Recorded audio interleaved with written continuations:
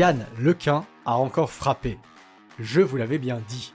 Cette fois, il cite Ilya Sutskever, cofondateur d'OpenAI, qui admet que la loi du toujours plus gros n'était qu'un postulat bancal, probablement destiné à attirer toujours plus d'investisseurs. En clair, plus de données, plus de puissance, mais des gains de performance qui ne suivent plus. Et pendant ce temps, on va voir que Yann Lequin propose une autre voie avec le Dino World Model, une approche qui pourrait changer la donne, et qui s'attaque aux problèmes fondamentaux de la planification et du raisonnement. La bulle des LLM gigantesques continue de gonfler, malgré les preuves de leur faible capacité de généralisation. D'un côté, on a des influenceurs IA et autres tech bros fraîchement débarqués qui vendent du rêve et des formations en prompt engineering en se basant sur la promesse d'une super IA imminente et la peur de perdre nos emplois. De l'autre côté, on a les AI Doomers. Eux, ils préfèrent alimenter la psychose avec des comptes à dormir debout sur l'IA générale. Parfait pour faire le buzz. Alors assistons-nous à l'effondrement d'une stratégie trop longtemps portée sur le rêve, les promesses et le déni de la science. Arrive-t-on enfin à la fin du bullshit en intelligence artificielle? C'est vraiment un gros tas de merde. Pour faire place à une vraie science. Ici Artificialis, vous êtes bien dans les AI News du 24 novembre 2024.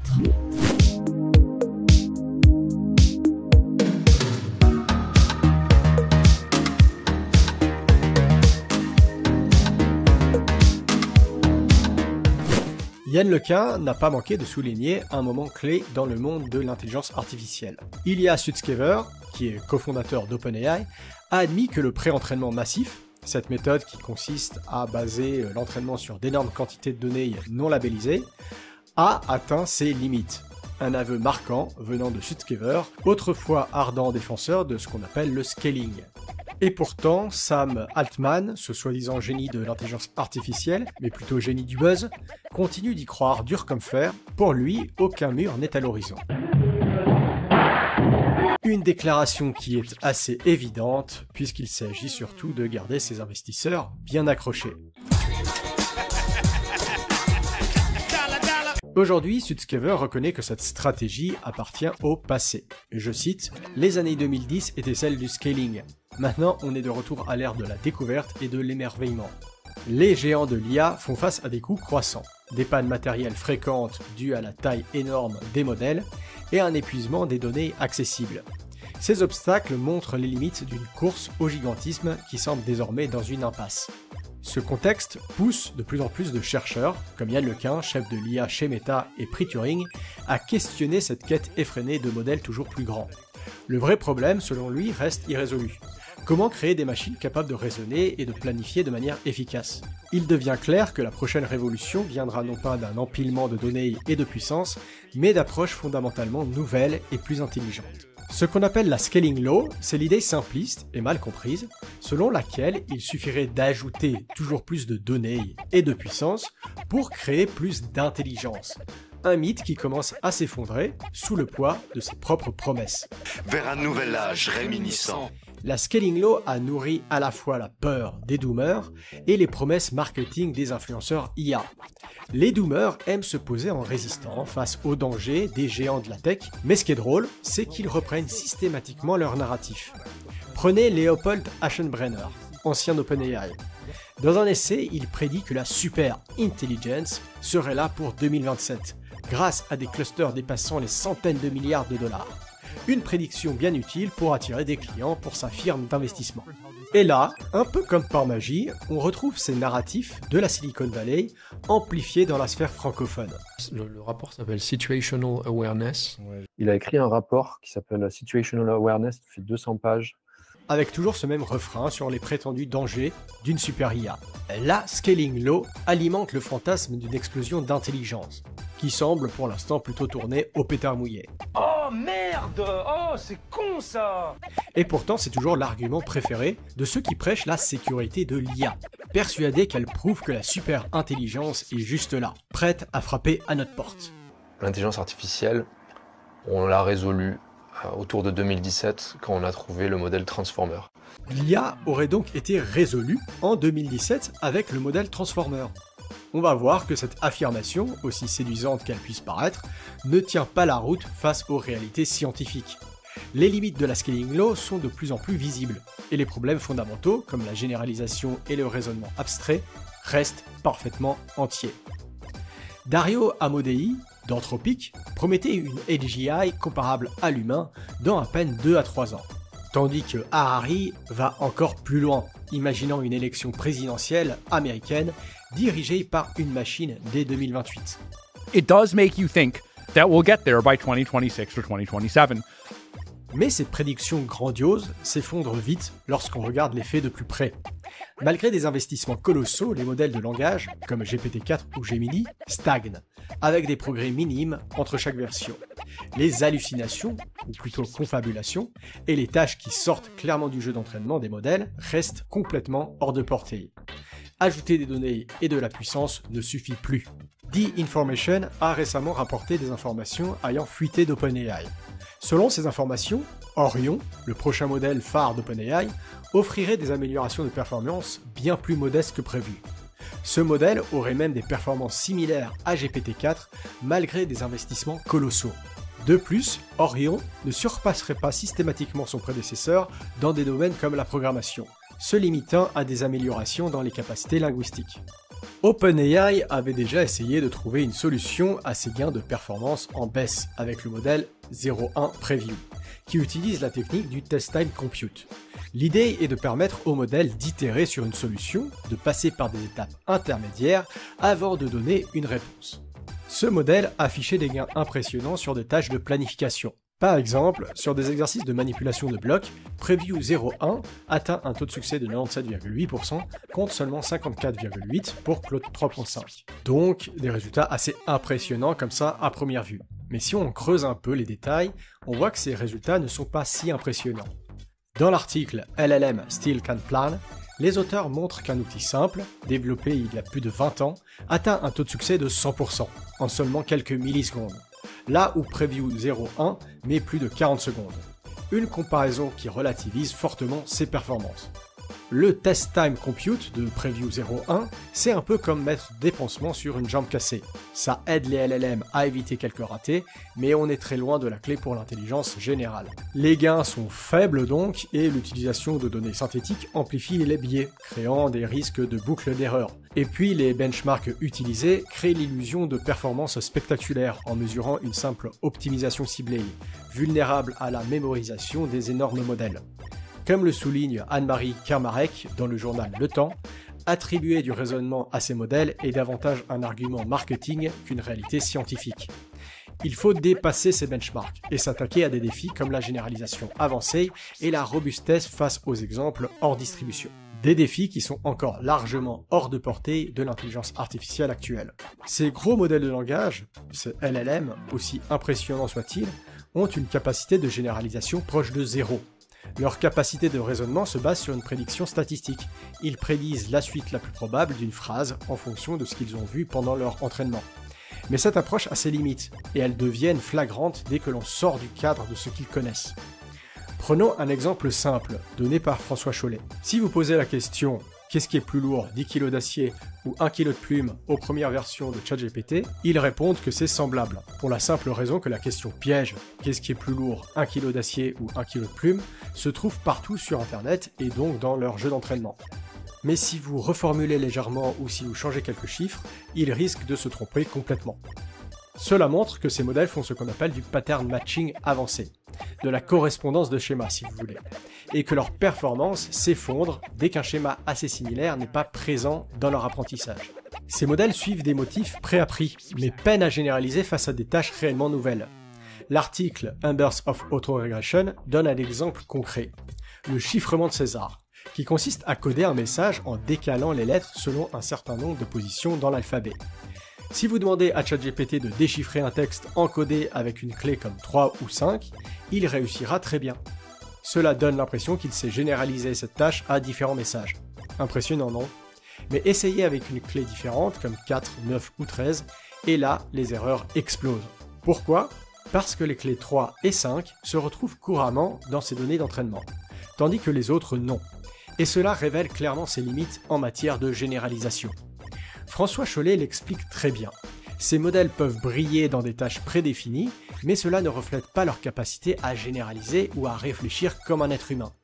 And what seems to actually happen is that LLMs are capable of fetching memorized programs like problem-solving templates and map them to the current task.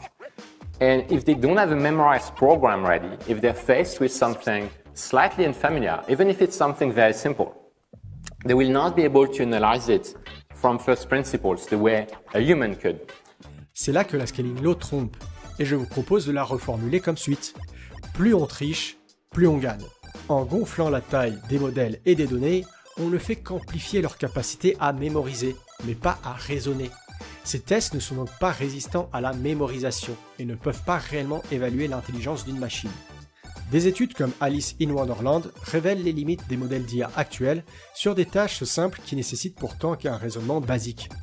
Les tests AIW posent une question qui, pour un humain adulte, est triviale. Alice a n frères et n sœurs, combien de sœurs a le frère d'Alice ? Malgré sa simplicité, cette tâche met en évidence l'incapacité des modèles à comprendre les relations de logique élémentaires. Au lieu de fournir des réponses correctes, ils produisent des réponses erronées, souvent bien formulées, mais totalement incorrectes. Et ils peinent, c'est là le pire, à corriger leurs erreurs, même avec des indices explicites. Mais allons plus loin, car il y a pire. Les LLM peuvent réussir des tâches complexes, mais échouent sur d'autres plus simples, révélant une incohérence fondamentale. Nos LLM et autres chatbots reposent sur la mémorisation et du pattern matching, pas sur une véritable compréhension ou une généralisation. Cette limite fondamentale a des implications majeures sur leur utilisation et sur la manière dont nous devrions les percevoir. Si les LLM échouent à généraliser et à raisonner, les modèles de génération vidéo, eux, peinent à respecter la cohérence temporelle et les lois de la physique les plus fondamentales. La génération de vidéos par IA, impressionnante au premier abord, montre vite ses limites dès qu'on y regarde de plus près. Des modèles comme Sora ou Runway produisent des séquences courtes, souvent marquées par des incohérences flagrantes. Bras qui changent de taille, objets qui disparaissent, etc. Ces défauts, qui sont en fait l'équivalent visuel des confabulations des modèles de langage, révèlent une faille majeure. Selon le papier How Far is Video Generation from World Model de Physical Law Perspective, qui sera le sujet du prochain 5 minutes pour un papier, ces modèles ne peuvent pas apprendre les lois fondamentales de la physique, comme l'inertie ou la loi de conservation du mouvement. Cet article montre que cette incapacité est due aux modèles eux-mêmes, et à la façon dont ils sont entraînés. Ajoutez autant de données que vous voulez, grossissez les modèles jusqu'à l'overdose, ils n'apprendront jamais les lois de la physique. Malgré des ressources massives, ces modèles exploitent des corrélations statistiques, pas des capacités de généralisation larges. Ce sont des machines à interpoler dans de très grandes dimensions, pas des systèmes capables de saisir la complexité du monde physique. Pendant ce temps, des entreprises comme OpenAI font le buzz en promettant de révolutionner l'industrie du cinéma en pouvant créer des films à partir de simples prompts. Depuis des mois, on entend partout que, à la vitesse où l'intelligence artificielle évolue, la génération de vidéos, de films complets, sera bientôt à nos portes. Or, toutes ces affirmations se basent sur la capacité de ces modèles à devenir des modèles du monde, à modéliser le monde physique. Malheureusement, ils en sont incapables. Mais le problème en fait est plus profond. Ces modèles tentent de saisir la complexité du monde réel à partir de représentations simplifiées, comme des vidéos ou des images. Pour les LLM, c'est encore pire, car ils se basent uniquement sur du texte. Comment une machine pourrait-elle comprendre le monde en se contentant de deviner le mot suivant dans une suite de symboles ? Pour avancer vers une IA véritablement intelligente, il ne suffira pas d'augmenter aveuglement la taille des modèles ou la quantité de données. Il faut revoir nos approches et nos outils d'évaluation, repenser les bases méthodologiques de l'intelligence artificielle pour en faire une science plus sérieuse. L'évaluation des IA reste donc un défi, et François Chollet ne mâche pas ses mots. Les benchmarks actuels mesurent la capacité des modèles à mémoriser et optimiser des tâches spécifiques, pas leur capacité globale de généralisation. C'est là qu'intervient ARC, l'Abstraction and Reasoning Corpus, conçu pour tester leur capacité à généraliser. Les tâches d'ARC sont inédites et nécessitent un raisonnement basé sur des concepts fondamentaux, pas de la mémorisation. En clair, pas de raccourci, pas de triche. Chaque tâche propose 2 séries, une séquence d'entraînement et une de test, sur une grille où chaque carré peut prendre l'une des 10 couleurs. Le système doit deviner la sortie parfaite pour chaque pixel en se basant sur les exemples fournis. Le site Arc donne un bon exemple. Sur la séquence d'entraînement, on peut voir que la tâche consiste à remplir les espaces vides d'une forme par du jaune. La séquence de test donne une entrée qui doit être prédite par le programme candidat. Ce qui rend Arc unique, c'est que chaque tâche est totalement nouvelle. Pas moyen pour le système ou ses créateurs de savoir à l'avance à quoi s'attendre. C'est un vrai test de capacité d'adaptation. Le modèle doit prouver qu'il peut réfléchir dans un environnement qu'il n'a jamais vu, sans s'appuyer sur des données déjà mémorisées. Et les résultats, là, ils sont sans appel. Claude 3.5 plafonne à 21% de réussite. GPT-4 oscille entre 5 et 9%, tandis que les êtres humains atteignent une 97 à 98%. Même les approches algorithmiques, comme la recherche de programmes, font mieux que les modèles de langage avec un score moyen de 50%. Alors, pourquoi ? Tout simplement parce que Arc ne se laisse pas tromper par des schémas répétitifs ou de la mémorisation. Chaque test est inédit et oblige l'algorithme à réellement apprendre et comprendre à partir de peu d'exemples. Cholet pousse encore plus loin avec le Arc Prize, lancé en 2024. Doté d'$1 million, ce défi cherche à briser les limites actuelles de l'intelligence artificielle. Les règles sont strictes, les solutions doivent être autonomes, fonctionner en moins de 12 heures sur un GPU et résoudre des tâches entièrement nouvelles. En fait, Arc pose la vraie question. Un modèle d'IA peut-il vraiment généraliser ? Pour l'instant, la réponse est clairement non. Les modèles de langage restent des outils de modélisation sophistiqués, incapables de réfléchir au-delà des schémas appris. Arc révèle les limites de l'intelligence artificielle actuelle. Si on veut franchir ce cap, il faut revoir nos méthodes et redéfinir nos priorités en intelligence artificielle. Une piste récente et prometteuse pour dépasser ces limites s'appelle le Test Time Training, ou TTT.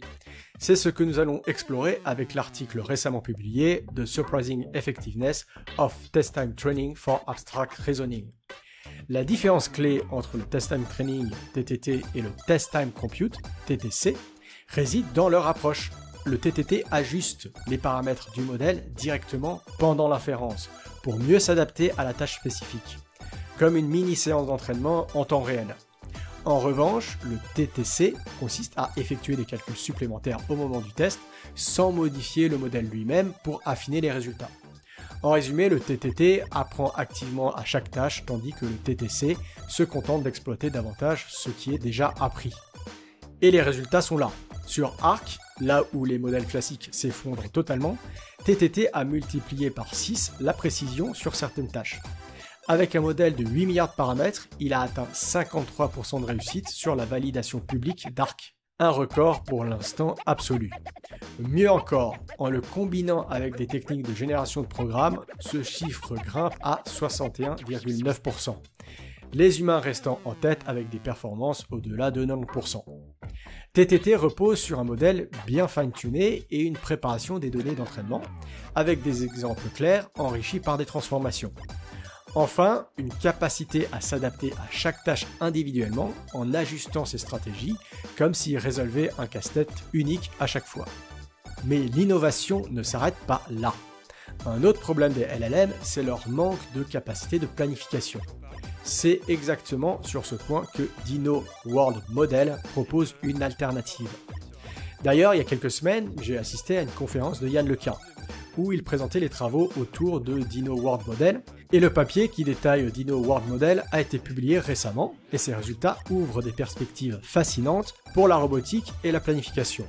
Pour les AI News, plongeons un peu plus dans cette nouvelle avancée, mais on fera un épisode entièrement consacré à Dino World Model dans 5 minutes pour un papier.